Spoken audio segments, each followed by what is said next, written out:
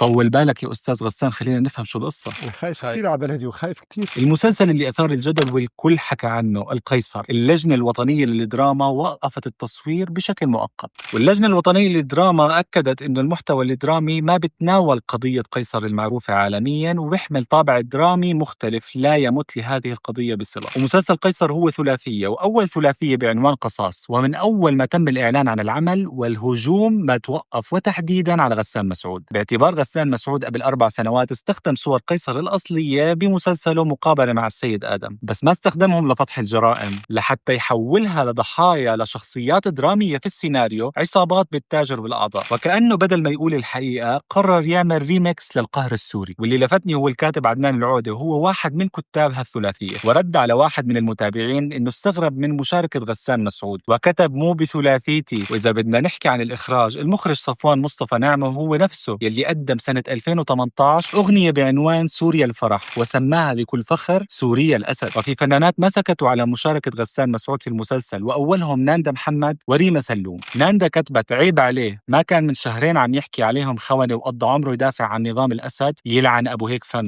أما ريما سلوم كتبت لما كان غسان أستاذنا بالسنة الرابعة كانت المحاضرات مش عن التمثيل، كانت عن نظام الأسد والأمان اللي عاملينه بالبلد، وإنه الثورة هي شلة شباب ما إلهم داعي. وفريد المذهان قيصر نفسه نفى علاقته بالعمل لا من قريب ولا من بعيد، وحكى وحمل مسؤولية أي حدا بده يستخدم هالاسم، يعني وكأنه عم بيقول لا تخترعوا بطولات على حسابي. النتيجة إنه المسلسل صار مثل لعبة شد الحبل، طرف عم بيحاول يسحبها للذاكرة الحقيقية للسوريين، وطرف تاني عم بيحاول يلونها بلون مسلسلات النهاية السعيدة. بس الحقيقة إنه الواقع السوري مش مسلسل، وما في كرت إعادة المشهد.